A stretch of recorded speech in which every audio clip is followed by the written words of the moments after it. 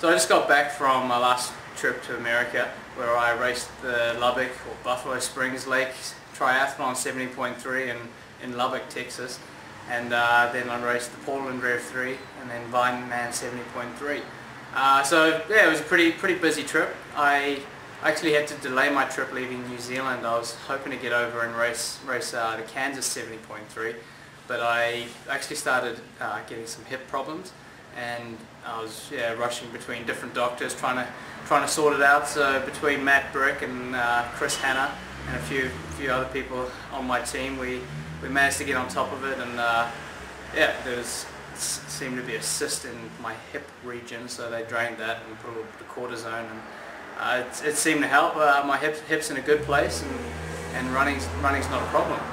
So I missed the Kansas race, went over, did 2 weeks of training in Los Angeles, and the training was great. Weather was perfect, especially coming out of New Zealand, where it was just starting to turn a little bit cold and wet. And did 2 weeks training there, then moved over to Texas, did the race there. The race was pretty interesting. I mean, I had an okay swim. I swam with another Kiwi guy, Mark Bosted, and there were a few other guys in the group. I didn't feel good that day. In the swim I really struggled, and then straight out of transition you have this about 400-meter really steep hill, and 3 or 4 guys dropped me and rode past me, and I just couldn't match them, and I was on the verge of pulling out. But then I said to myself, I said, you know what, you know you've done the training, you know your legs are ready for this, so just chill out and settle into your rhythm, and the race will take care of itself. And sure enough, about 3 kilometers later, my legs started coming right, and I was back to my normal self, and pushing good power on the bike, starting to ride through the field. And I actually caught up just as I was catching Mark Bosted and someone else. I moved out to the left to pass them and started passing them, and I think Mark must have been trying to block me. But no, Mark decided he wanted to pass the guy in front of him, and he jumped ahead, and we have a rule so that you're only allowed taking 25 seconds to complete a pass, otherwise you get a drafting penalty. And Mark accelerated pretty hard, and I doubled the power I was putting out at that time to try and keep passing Mark, and it ended up taking longer than 25 seconds, but I did pass him and the other guy, but the referee didn't like that, so gave me a red card. That was my first red card of that race.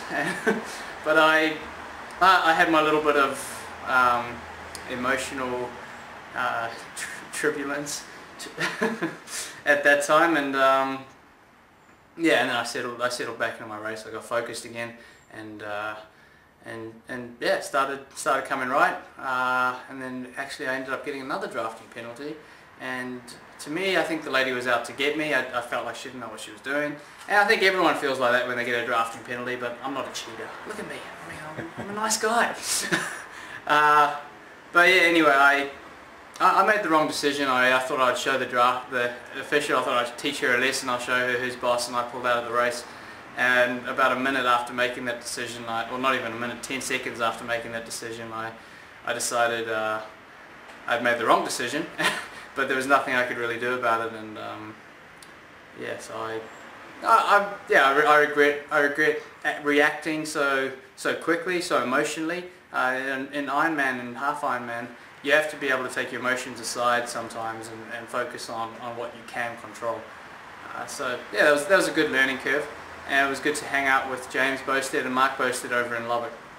From there I flew up to Portland, where I have my bike shop sponsor, Athletes Lounge, and quite a few friends. My brother actually studied up in Portland, so I've got a few friends, a few good training partners in the area. So I stayed up there for about 3 weeks, and settled into some great training, and then raced the Portland Rev 3 half Ironman. Well, I tell you this, the bike course, I think they thought it was the Tour de France. I mean, these hills were pretty decent hills. I've never seen hills like this in a triathlon, so it really spread the field out. It was great to race on a course that was so tough, and I had a good swim. I felt strong on the bike, and heading onto the run, I felt good till about mile 4, and then I started going backwards pretty quick, and I'm sure the people watching me on the side of the road weren't sure if I was going that way or that way. I was going pretty slow. But I made it to the finish line. I finished 6th at that race, and And it wasn't bad. I mean, the field was a stellar field. Richie Cunningham, who's having a great year, he ended up winning the race. So I stayed in Portland for a few more days and then flew down to San Francisco and drove up to Santa Rosa, where the Vineman 70.3 is based. Vineman's been around a while, so it's a really good race, and I've got quite a nice homestay there, so I enjoy going to the area. I enjoy doing the race, and again, it's a good course. The swim is in a river. It's a bit shallow, and people get up and start doing duck dives halfway through the swim, but once you get on the bike, it's a really tough bike course, and the run, by really tough, it's not, I mean, not massive hills, but it's rolling the whole way, and the same with the run. You have some good rollers that you have to get over.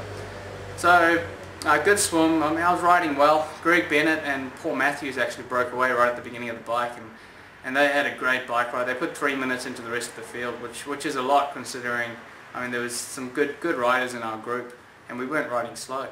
He got off the bike with about 2.5, 3 minutes down, and I started, I mean, I just started the run at my own pace. Joe Gambles, who's also having a great year, he took off and put 30 seconds in him in the first 2 miles, but I just settled into my rhythm, and after 2 miles, between 2 and 4 miles actually, I started running up and catching Joe, and I was about 5 meters from catching him when I was running through an aid station, and a volunteer gave Joe a drink and I guess didn't see me and turned and looked at Joe and started crossing the road, and actually it just happened so quick, but I actually got hit by the volunteer and hit the deck pretty hard, so I'll post some pictures of that. Larry Roser actually caught it all on film, so I'll post that on my website at some stage.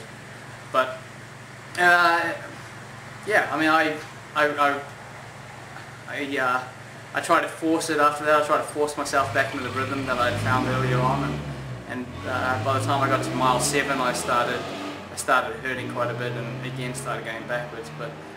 And at the end of the day, I finished in 5th place, so it wasn't a bad race. Again, a good field, and right now I can see things happening. I mean, first race mile 4, second race mile 7. Hopefully the next race I'll make it to 11 or 12 before I absolutely disintegrate. But yeah, it's great to be racing, and I'm looking forward to being back to where I know I can be, and I know it's not far away now.